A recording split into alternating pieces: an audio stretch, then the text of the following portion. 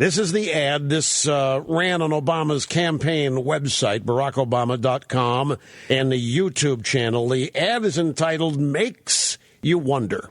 I'm Barack Obama, and I approve this message. Tax havens, offshore accounts, carried interest. Mitt Romney has used every trick in the book.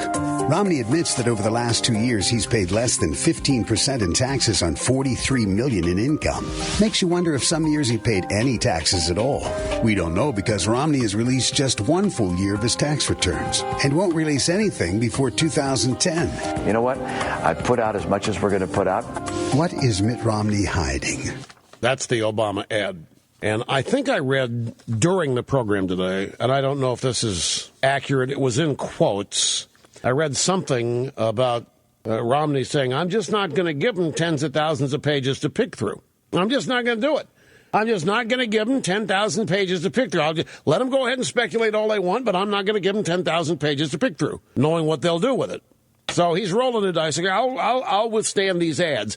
So last night on Hannity, he talked to James Carville. Carville's got a new book out called Some Middle Class Stupid. And Hannity said President Obama's blaming Fox News, talk radio, me, Karl Rove, Rush Limbaugh, everybody but himself, for his own policies. Do you not say in some way, James, the man has failed?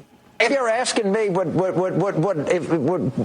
should I have, would I put a provision in that? Sure, why not? I mean, somebody's going to be president for 3.5 years. Would you go back and say, well, do you disagree with this? Well, sure. But overall, I think this president's done a doggone good job. Has he made some mistakes? Of course he has. What did he say there?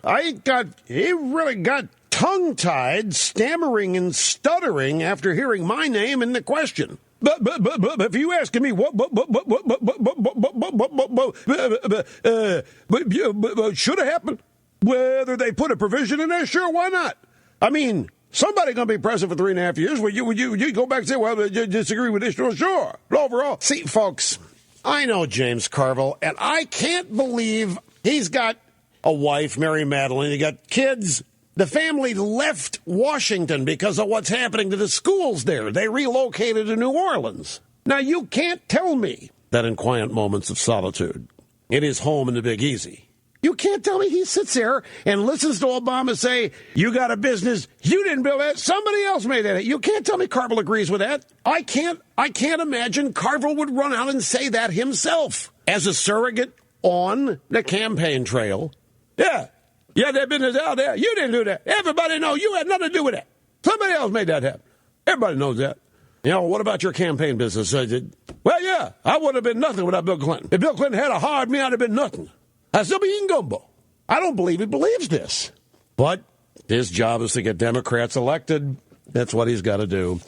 And he'll probably get mad at me for speculating what he really believes in here. But this is, well, I'm watching it. I figured... I can't hear it, obviously. What is it on the no, but what,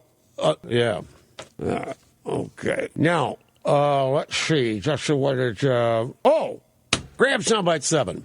Last night on Anderson Cooper 119, he interviewed David Axelrod. Cooper said, are there parallels, in your opinion, between the Bush campaign, what they did to Kerry, and what your team is doing to Mitt Romney right now? Basically try to define him based on what's considered by his campaign strength? No, because what was done back then was to take a guy who was a certified war hero and to suggest that somehow he wasn't.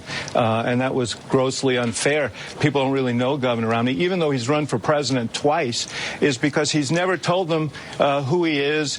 He's never told them what motivates him. He's never put his own experience into any kind of framework that people could appreciate. And the real question is to address that campaign. Why did they feel that simply running negative ads against the president from the beginning was sufficient? This is surreal. These guys are the architects of negative ads. Anyway, what Axelrod's saying here is that we're not swift-boating Romney. In a sense, this swift-boating is telling the truth about somebody. The swift-boat vets were telling the truth of their service with John Kerry and how he was unfit and how he was lying about it. The Obama campaign is lying about Romney, which is what they think swift-boating is.